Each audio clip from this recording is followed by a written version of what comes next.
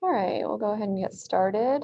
So this is the last bit of information you need from this course. We're going to finish up the autonomic nervous system today.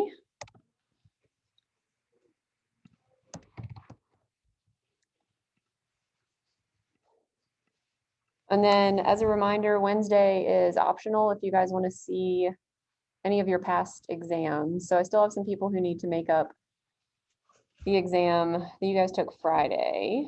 So I don't have them today. The grades are posted. You can see those on Wednesday if you want to, and any of the previous exams. If you don't care about seeing any of your previous exams, you don't need to be here. There's not going to be a Zoom version. So for you guys on Zoom right now, we won't have a Zoom meeting. If you do want to see your exams, just come here in person. There will be plenty of room in the classroom, I think. So if you want to see your exams, come in person and I'll hand them out and answer any questions you have. Or if you don't want to see your exams, but you have questions about something on the study guide or whatever for the final, that's fine too. But I don't have a formal review put together.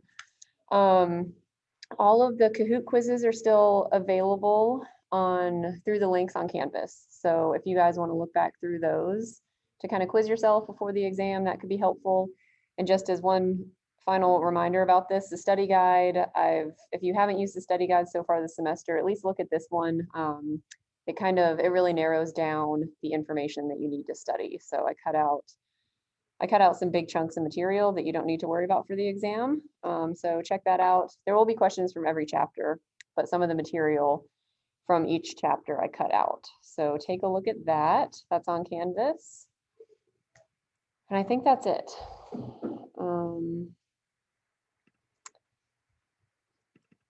Any questions before we jump into this last bit of material? Okay, so we'll finish this up today. Oh, and so I think most people are here now. I announced this in the 8 a.m. I kept forgetting to tell you guys, but I'm allowing one note card on the final exam. So a 3x5, just normal sized note card. You can bring in with whatever notes you want on there. I know it's not much space, but something that you have a really hard time remembering. You can write as tiny as you want to and can still read. So one note card is allowed on the final exam. And I'll send an email about that too, since some people are missing today. All right, I think that's it. Share. All right, so back to the autonomic nervous system. If you remember on Friday, I was talking about the two divisions of the autonomic nervous system, the sympathetic and parasympathetic. I'll go back into a little bit of detail, sort of overview of them in just a second. This first part is the kind of detailed anatomy aspect of this part of the chapter that you need to know. I cut out a lot of this chapter just in the interest of time, so this is mostly an overview. This is probably the most in-depth kind of anatomical stuff that I'll go over on these next few slides. But it is important to understand how these two sides of the autonomic nervous system differ from a nerve standpoint, basically. So I'm talking about where the nerves are, where the origins are, the location of the ganglia, and then also how long the nerve fibers are. So those are the three ways in which the parasympathetic and sympathetic sides of the autonomic nervous system differ. So I'm going to basically detail what these three mean. What am I talking about?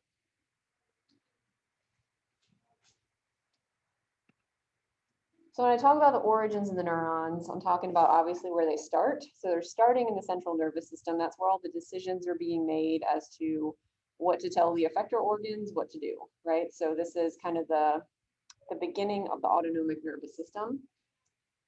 The sympathetic nervous system has the neuron origins. So these neurons start in the thoracolumbar region of the spinal cord. So the thoracic and lumbar. So kind of like the middle and lower part of the spinal cord is where these neurons originate for the sympathetic. For the parasympathetic, they're craniosacral, which means they originate near the brain, the cranium. And then in the sacral region, which is the very base of the spine, that sacrum is the fused bones at the base of the spine. So craniosacral versus thoracolumbar. That's the difference in neuron origin between sympathetic and parasympathetic sides of the autonomic nervous system.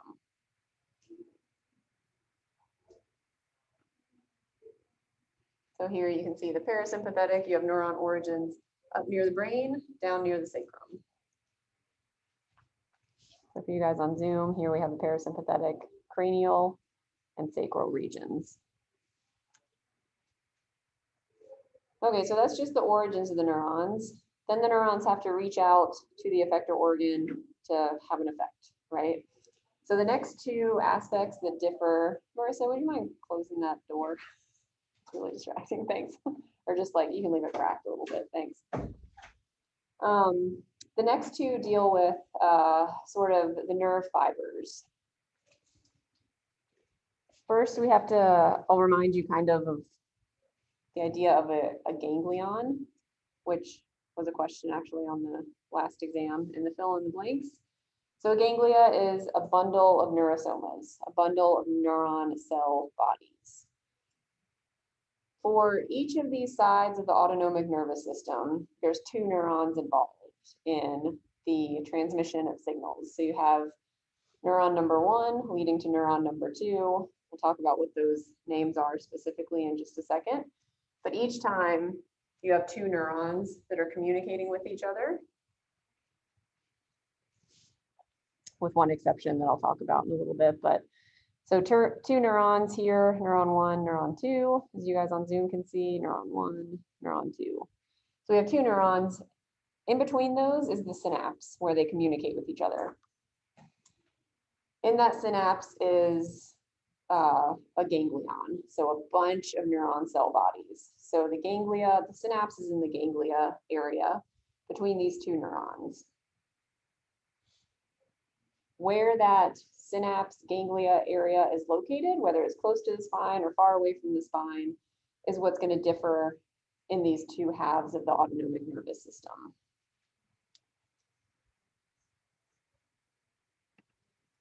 So in the sympathetic nervous system, the ganglia are really close to the spinal cord, which you can see in this really simple diagram here. The little green things are the ganglia.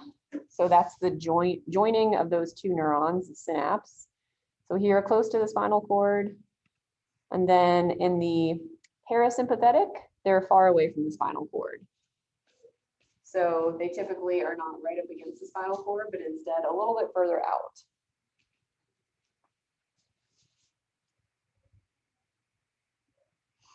This is just that, that junction between the two neurons involved. So that's going to change the relative lengths of each of those neurons, right? If the junction is in different places, it's going to change whether that first neuron is longer or the second neuron. And that'll be the third difference that I'll get into in a minute. So overall locations of ganglia differ, close to the spinal cord versus farther away.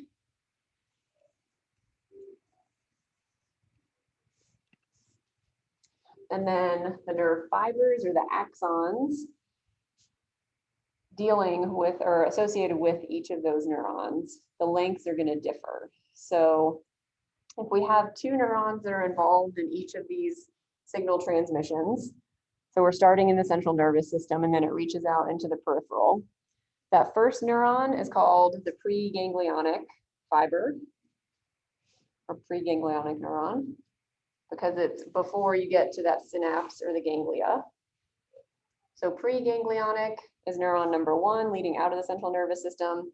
And then you have the postganglionic fiber or postganglionic neuron reaching out from that synapse to the effector organ. So that's neuron number 2.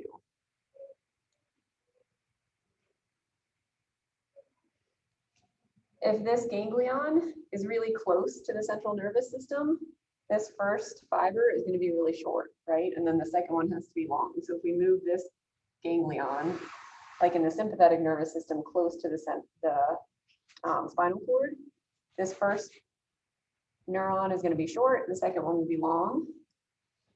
And then the opposite is true, and I have this written on the next slide. The opposite is true in the parasympathetic nervous system, where this ganglion is actually really far away from the spinal cord. So this first neuron is going to be really long, and the second one will be shorter. It doesn't have to reach as far. So for you guys on Zoom, if we imagine this ganglion is what's going to move and change position in the sympathetic versus parasympathetic, if this moves further or closer into the central nervous system, that first the preganglionic fiber is going to be pretty short. The postganglionic will be long. And then vice versa, if you have in the parasympathetic nervous system where this ganglion is going to move further away from the central nervous system, that means now the preganglionic fiber is going to have to reach a lot further to get to that ganglion. The postganglionic will be shorter. So it's just where this circle essentially moves. And that I just talked about, where the ganglia is either close to or far away from the spinal cord. Okay, so in bullet points, I've written that here. So in the sympathetic nervous system, the preganglionic fiber, that first neuron fiber, is going to be short. The second one in this pathway is going to be long, because the ganglion, the synapse, is pretty close to the central nervous system. And the opposite is true for the parasympathetic. The ganglion is really far away from the central nervous system, so that first nerve fiber has to be really long in order to reach it. And then the second nerve fiber is relatively short.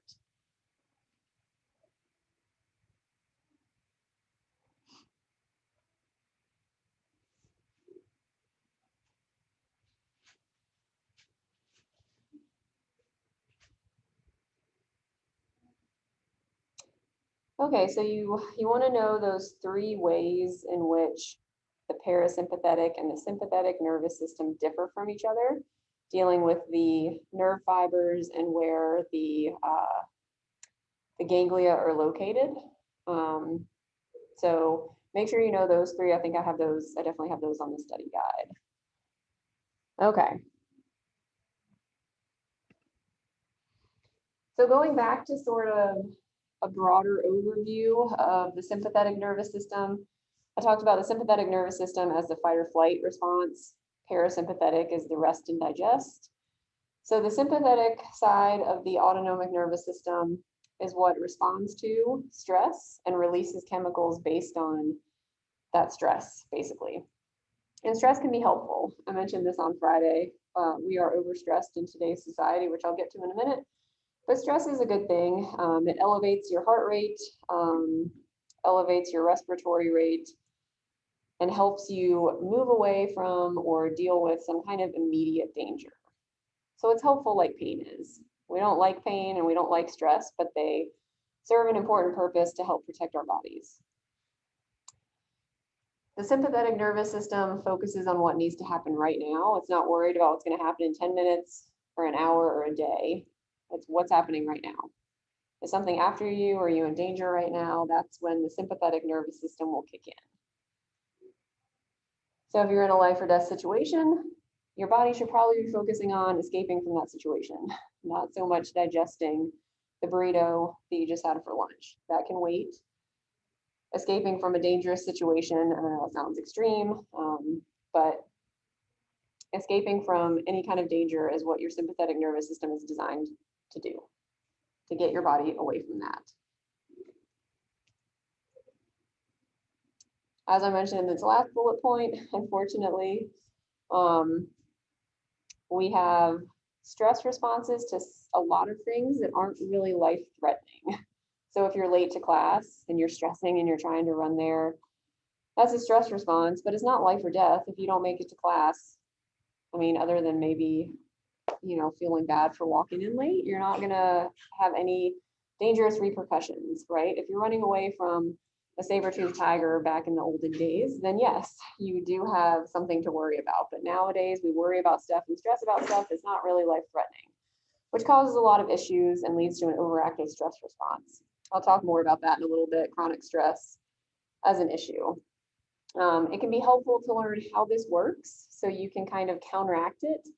And rather than activating your sympathetic nervous system and the stress response, try to activate the parasympathetic side. And I have a little information on kind of how to do that as well. So yeah, stress is good, but I think pretty much everyone would argue we have too much of it in our lives now, and a lot of it is not necessarily life and death. Okay.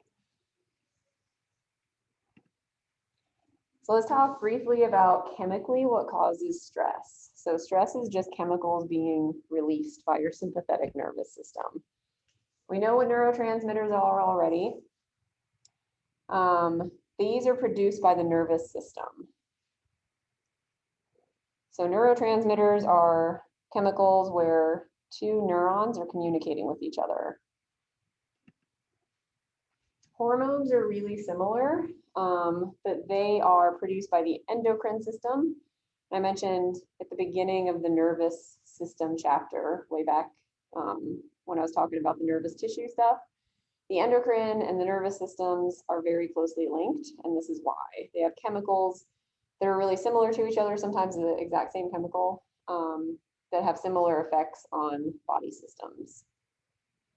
Hormones are not secreted by neurons, they're secreted by glands, and they flow through the bloodstream. They don't go from one neuron to another. They go from a gland through the bloodstream to the effector organ. So hormones versus neurotransmitters.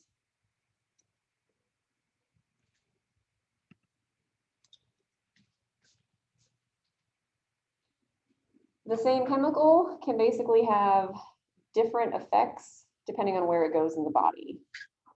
So acetylcholine is a neurotransmitter that you guys are familiar with that I'll mention again here in a minute, but it can affect different organs in different ways. So it gets really complicated.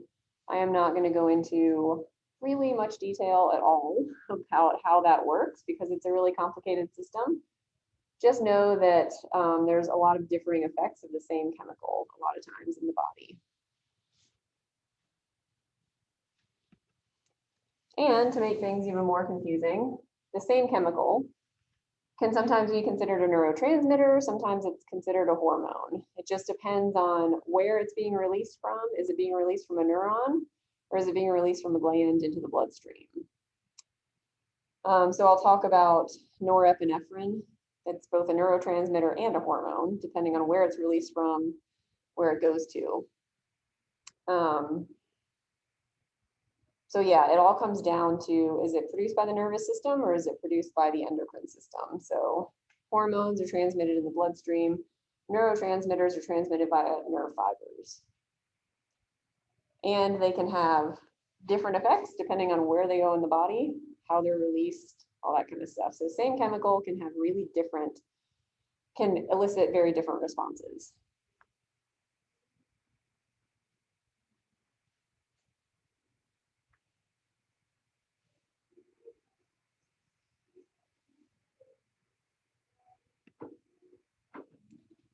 All right, so we're going to talk about a couple of neurotransmitters, one of which you're really familiar with in the sympathetic nervous system. So this is the sympathetic and parasympathetic, slightly different. So this is the sympathetic side.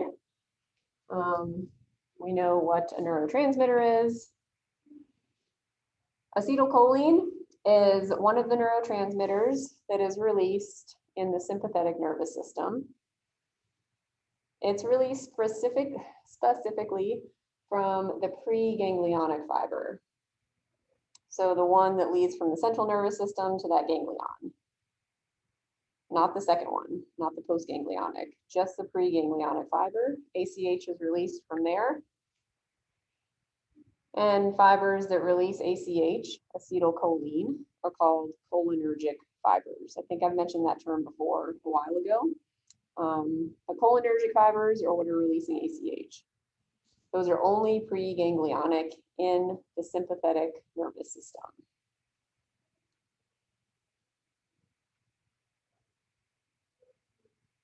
So that chemical will make its way over through the synapse to the postganglionic fiber.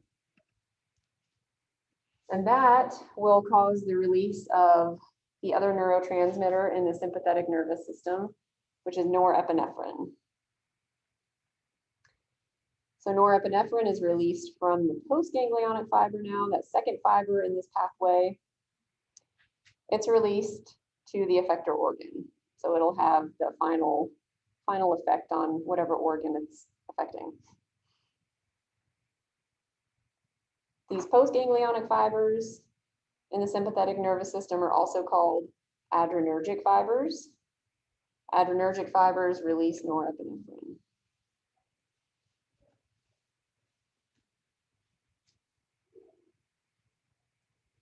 So acetylcholine goes from the preganglionic to the postganglionic. Norepinephrine gets released from the postganglionic into the effector organ.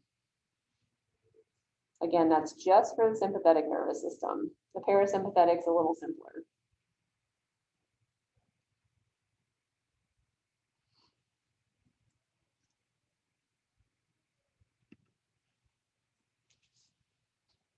Talking a little bit about hormones here. So we have the nerve fibers that are communicating with each other through neurotransmitters, ACH and norepinephrine. We also have glands that are releasing some of the same chemicals, which will now be considered hormones because they're released from the gland into the bloodstream. The main one in the autonomic nervous system, in the sympathetic side of the autonomic nervous system, is the adrenal gland. The adrenal gland is sitting right on top of your kidneys. So this is like a little hat on top of your kidney. That is the adrenal gland. So the sympathetic nervous system will release that ACH from the preganglionic fiber. That's going to trigger the interior, so the medulla of the adrenal is right in the middle here. The adrenal medulla to release hormones, epinephrine and norepinephrine. So norepinephrine, like I said, was a neurotransmitter in the previous example. Now it's a hormone, just because it's released by a gland into the bloodstream. So ACH gets released just like normal from the preganglionic. That preganglionic is innervating the adrenal gland. So the adrenal gland now is releasing epinephrine and norepinephrine. Those two hormones will flow through the bloodstream to the specific organs that they will affect.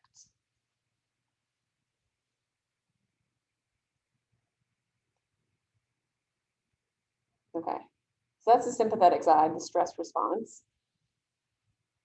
The chemical basis to stress, basically.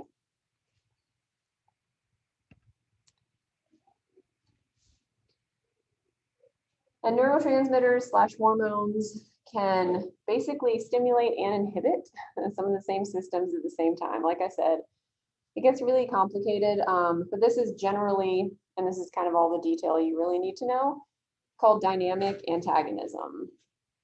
So certain aspects of body systems will be elevated, certain will be kind of tamped down. And this is what allows for pretty precise control of your organs during times of stress or generally during times of stress. So an example, if we go back to that idea of running away from a burning house, there's going to be an increase in blood pressure, heart rate, respiratory rate. That'll help you run away from the house. So those hormones or neurotransmitters will increase all of those aspects of your physiology. And then they'll also decrease the side of things that doesn't really help you if you're in a burning house, like digesting your food. So digestion will slow down, even though it's the same chemicals that are being released. It'll just have an opposite effect on the different systems.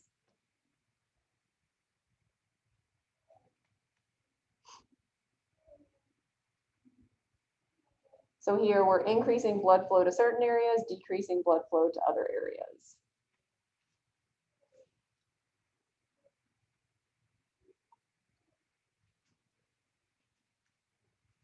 And that is dynamic antagonism.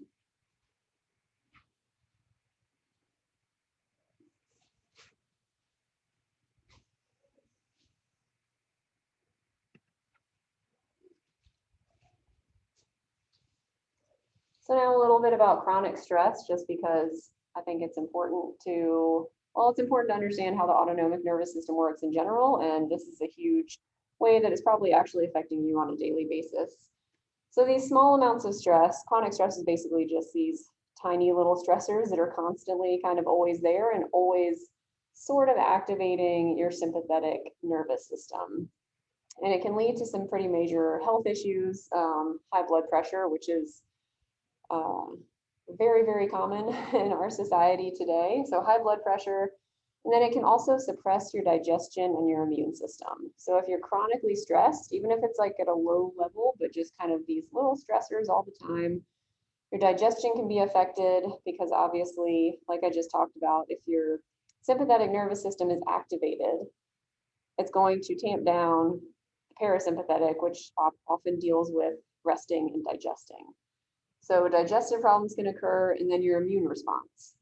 It's good to stay healthy, but if there's something, if your stress responses are activated, that's kind of telling your body that there's a more immediate thing that it needs to worry about, not so much a virus that might come along. So it can really suppress how well your body reacts to different invading organisms and viruses. So these last two things basically occur, they decrease in effectiveness because the nervous system, the body thinks of them as kind of, they're more maintenance. They keep you healthy overall, but in an immediate circumstance, especially when it comes to stress or danger for your life, they don't really matter. And they don't matter all that much in the immediate time period. So if you learn how to decrease the response of the sympathetic nervous system, and more so activate the parasympathetic nervous system, you can really decrease your chronic stress throughout your life, which is going to help with some pretty important aspects, right? Immune system, digestion, blood pressure. So activating that rest and digest side of the autonomic nervous system is really important. And I have this really quick video here. So there's a lot of different techniques that you've probably heard to sort of calm down, but this is kind of an interesting, simple sort of hack that you can use in times of stress. It's a simple story about trees. The next self-regulation technique that I'm going to teach is softening the palate. So if you feel the roof of your mouth with your tongue and you move your tongue towards the back, you can feel where it goes from being hard to being soft. That's called your soft palate, way in the back of the top of your mouth. Now, the soft palate is located right beneath your brain, and it's actually the top end of your vagus nerve sits right above. Does everyone remember the vagus nerve? Yay, cranial nerves. Does anyone remember what number the vagus nerve is?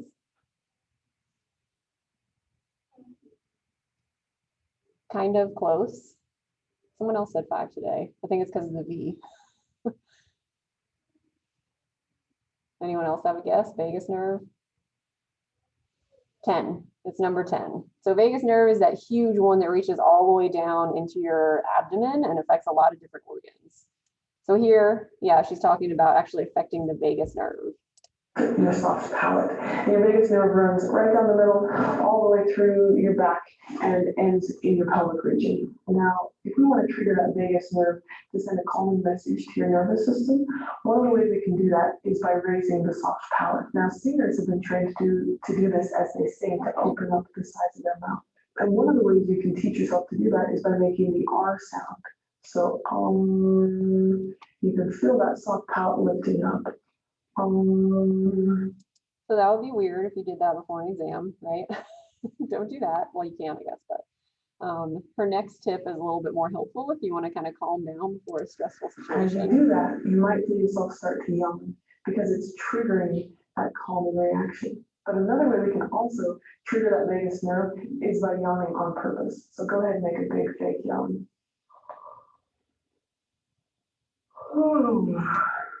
It might even turn into a real yawn. If you can't do that, watch some videos of people yawning and it'll make you yawn.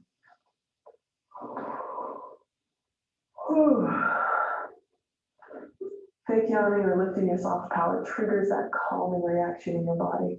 And it's another easy trick you can do pretty much any time of the day. You don't want to yawn in your boss's face when he's telling you something important, but other than that, it's a pretty easy activity to do. One of the things that I find is really fascinating about yawning is it's also a social response. Have you ever seen your dog get really hyper? I used to have this dog that would get really hyper in the car. And when he would get more and more and more excited, he would start yawning these big yawns out the window, like uncontrollable yawns.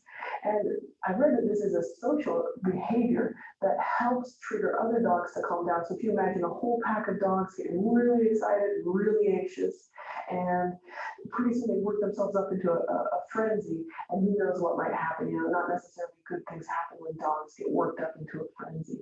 So they have this yawning reaction that triggers other dogs to yawn too, and it signals the herd to calm down when they're getting stressed. So we can use the same yawning reaction in ourselves, trigger the vagus nerve, and feel a little calmer. So yeah, that's kind of helpful if you're feeling stressed. Just take a big yawn. And I have a really tiny dog. He's a Corgi Chihuahua mix, so he's scared of everything. And he does that a lot when he gets like really nervous, sees other dogs or like people. When we're out on the walk, he gets all scared and he yawns and then like shakes it off.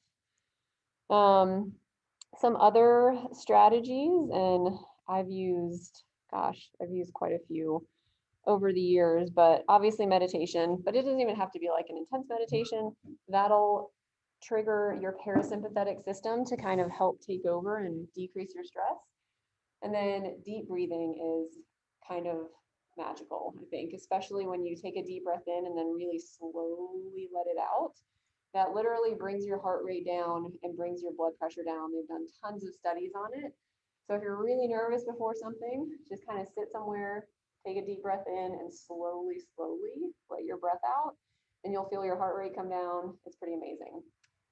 Humor is another one. So if you like laugh, like for real, laugh pretty regularly, it's really good for your health. I just listened to a podcast about the importance of laughter and humor in our lives, and I think, you know, we can all use a little bit more of that, but it helps you learn better, and it helps you connect to people, and it overall brings your stress levels down. So anyway, just a few hints there. Since I think probably everyone deals with some level of chronic stress. If you don't, I'm jealous. I wish I didn't. Okay. Onto the parasympathetic nervous system, which we're trying to enact more or activate more. I like the parasympathetic nervous system because I like it because it calms everything down. It focuses on sort of maintenance rather than what you need to do right now to get away from danger. It's more about just maintaining and staying healthy. It helps with obviously digestion. It's the rest and digest side of things. So the more you activate your parasympathetic system, the more effective digestion is going to be. Reproduction is activated by the parasympathetic nervous system, excretion of waste, which is kind of digestion, and then your immune response, so fighting off infections. So all of those things, if you can kind of alter the balance between your sympathetic and parasympathetic responses, you'll be overall a lot healthier, since there's not all that many life-threatening situations in our society today. Typically, it's going to slow the heart rate down, the breathing, which has obviously a calming effect. So interestingly, if you've ever eaten to reduce stress, which, you know, has its own issues, obviously, but because eating will often reduce stress because it activates the parasympathetic side of things. You don't want to do it too much, but comfort food is comfort food for a reason. It comforts you. When you eat something, that's going to activate your parasympathetic system to a certain degree and calm you down.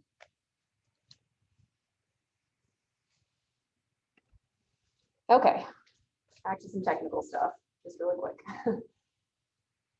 There's only one neurotransmitter in the parasympathetic system, that's ACH. So the parasympathetic system is a little bit simpler, which goes along with kind of the idea behind it being, you know, the calming side of things, less stressful to learn about, and it just brings down your stress level in general. So ACH is the only neurotransmitter that's released from the parasympathetic nervous system.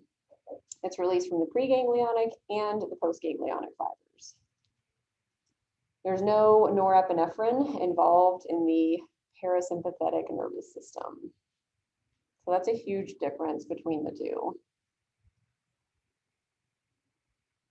And this is ACH. I don't think we've actually looked at the molecular structure, but there it is. Okay, and then I just want to wrap up with a few disorders of the autonomic nervous system. A lot of them basically involve lack of control and smooth muscle. So we've talked a lot about systems that are controlled by smooth muscle contractions, intestines, stomach, blood vessels. Your heart is obviously cardiac muscle. There's a lot of smooth muscle involved in the autonomic nervous system. So when that smooth muscle contraction is kind of thrown off, that's what causes a lot of these disorders of the autonomic nervous system. High blood pressure or hypertension is the main one, the most common one, most common disorder of the autonomic nervous system. This is when the sympathetic side is overactivated, and that activates vasoconstriction. So vasoconstriction just means constriction of the blood vessels. And if you think about it like a hose, if you have a really tiny hose with the same amount of water going through as a big hose, the pressure is going to be a lot higher in that tiny hose. So if the blood vessels are constricted down to a smaller diameter, that increases blood pressure. That can be dangerous because the heart has to work harder to push the blood through, and it adds a lot of wear and tear to the walls of arteries and veins. So more pressure obviously is going to stress the walls of those arteries and veins, which can lead to rupture. This is often treated with drugs that essentially block that vasoconstriction. So if you know of anyone who's on high blood pressure medicine, it's essentially just causing the blood vessels to dilate, so to open up a little bit.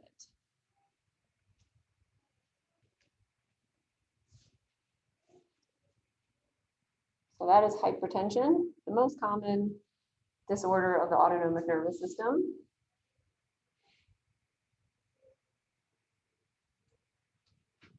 The next two are a lot more rare. Raynaud's disease occurs in association a lot of times with other diseases of the nervous system. And it's just where your extremities, so the tips of the fingers and the toes, are not getting enough blood, again, due to vasoconstriction. So the blood vessels in the extremities are constricting, not allowing enough blood to get there. So they turn this pale, kind of whitish color, or purple or blue if it goes on for long enough. It's generally treated just like with hypertension. It's treated with vasodilators. So just something that opens up those blood vessels a little bit and allows blood to flow through a little bit easier will help, at least maybe not the cause, but the outcome of Raynaud's disease. And then the last one I have listed here is really rare. It only occurs in people who have spinal cord injuries, so quadriplegics or other kinds of spinal cord injuries. But this autonomic dysreflexia is where there's a massive spike in blood pressure because the neurons in the sympathetic nervous system are overactivated to a pretty extreme degree. So the blood pressure shoots up, which can cause stroke and heart attack. So higher blood pressure often leads to stroke. So this is a really dangerous. The other two maybe aren't, well, I guess, high blood pressure, depending on how high it gets, just general high blood pressure can also lead to stroke, just like this autonomic dysreflexia. But autonomic dysreflexia is really, really dangerous because it happens so quickly. And it rises essentially uncontrollably and sort of out of the blue. The neurons are just kind of misfiring and leading to increased vasoconstriction and increased blood pressure. So know those three disorders of the autonomic nervous system: hypertension, Raynaud's disease, and autonomic dysreflexia. And then that's it, I think. Yes. So that is all of the material for Anatomy and Physiology 1. You guys made it through.